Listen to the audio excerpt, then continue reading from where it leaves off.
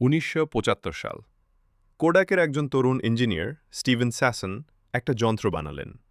Size একটা টোস্টারের মতো, ওজন প্রায় 4 কেজি। তিনি সেটা নিয়ে গেলেন কোম্পানির বড় কর্তাদের কাছে। যন্ত্রটা চালু করলেন, একটা ছবি তুলল।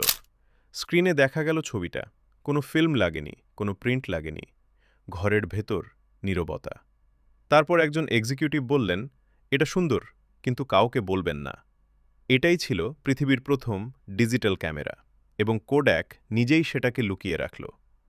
কেন একটা কোম্পানি নিজের সবচেয়ে বড় আবিষ্কার নিজেই গোপন করবে? আজকের ইতিহাসের শিক্ষা, কোড্যাকের পতনের গল্প। কোড্যাকের গল্প শুরু হয় 1888 সালে। জর্জ ইস্টম্যান একটা স্লোগান দিয়েছিলেন, you press the button, we do the rest. মানুষ শুধু বাটন চাপবে, বাকি কাজ কোড্যাক করবে। এই সহজ আইডিয়াটাই বদলে দিল পুরো পৃথিবীর ফটোগ্রাফি।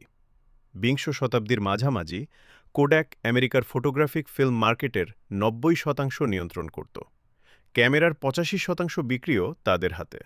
মানুষের জীবনের প্রতিটা স্মরণীয় মুহূর্ত, জন্মদিন, বিয়ে, প্রথম স্কুলে যাওয়া, সব বন্দী হতো কোড্যাকের ফিল্মে। কোম্পানিটা এত শক্তিশালী ছিল যে কোড্যাক মোমেন্ট শব্দটাই হয়ে গিয়েছিল কোনো স্মরণীয় মুহূর্ত। এখন প্রশ্ন হল, কোড্যাক কি ভবিষ্যৎ দেখতে পায়নি? উত্তরটা চমকে দেওয়ার মতো। তারা দেখেছিল, তারাই বানিয়েছিল। 1975 সালে স্টিভেন স্যাসন যে ক্যামেরা বানিয়েছিলেন, সেটা ছিল সত্যিকারের বিপ্লব। কোড্যাকের নিজের গবেষণা বিভাগ ভবিষ্যৎ চিনতে পেরেছিল, কিন্তু সমস্যা ছিল অন্য জায়গায়। কোড্যাকের পুরো ব্যবসা দাঁড়িয়েছিল ফিল্মের ওপর। ফিল্ম বিক্রি, ফিল্ম প্রসেসিং, ফিল্মের কেমিক্যাল, এই তিনটা থেকেই আসত তাদের বিশাল মুনাফা। ডিজিটাল ক্যামেরা মানে ফিল্মের প্রয়োজন নেই, মানে কোড্যাকের প্রধান আয়ের উৎস শেষ। তাই তারা সিদ্ধান্ত নিল, এই প্রযুক্তি বাজারে আনব না, অন্তত যতদিন সম্ভব ফিল্মের ব্যবসা বাঁচিয়ে রাখব। এটাই ছিল সেই মুহূর্ত যেখানে ইতিহাস ঘুরে গেল। তাহলে কোড্যাক ঠিক কোথায় ভুল করল?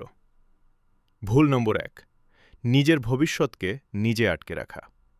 ডিজিটাল ক্যামেরা আবিষ্কার করেও তারা সেটা বাজারে আনেনি, কারণ তারা ভয় পেয়েছিল নিজের ফিল্ম ব্যবসাকে নিজেরাই মেরে ফেলার। এই ভয়কে বলে ক্যানিবালাইজেশন ফিয়ার।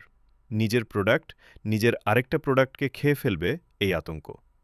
কিন্তু বাস্তবতা হলো, আপনি যদি নিজের প্রোডাক্ট নিজে না বদলান, প্রতিযোগী এসে সেটা করবে এবং আপনাকে বাজার থেকে সরিয়ে দিবে।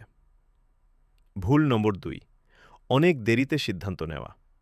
1990-এর দশকে যখন সোনি, ক্যানন ডিজিটাল ক্যামেরা বাজারে আনতে শুরু করল, কোড্যাক তখনও দ্বিধায় ভুগছিল। তারা ভাবছিল কিভাবে ডিজিটাল আর ফিল্ম দুটো ব্যবসা একসাথে চালানো যায়। কিন্তু বাজার অপেক্ষা করে না।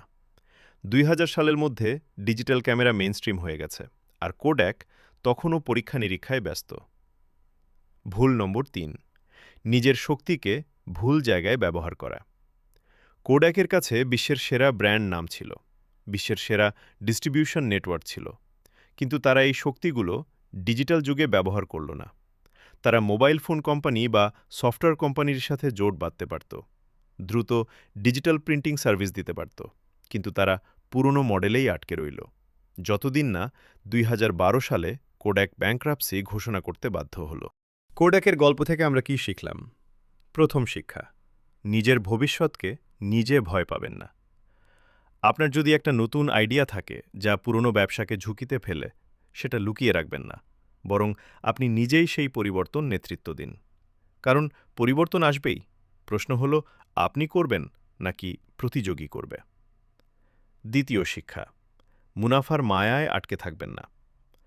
কোড্যাকের ফিল্ম ব্যবসা লাভজনক ছিল, কিন্তু এখন লাভজনক মানে ভবিষ্যতেও লাভজনক থাকবে না। সবচেয়ে বিপজ্জনক সময় হল যখন সবকিছু ভালো চলছে, ঠিক তখনই বদলানোর সাহস দরকার। তৃতীয় শিক্ষা, আপনার নিজের গবেষকদের কথা শুনুন।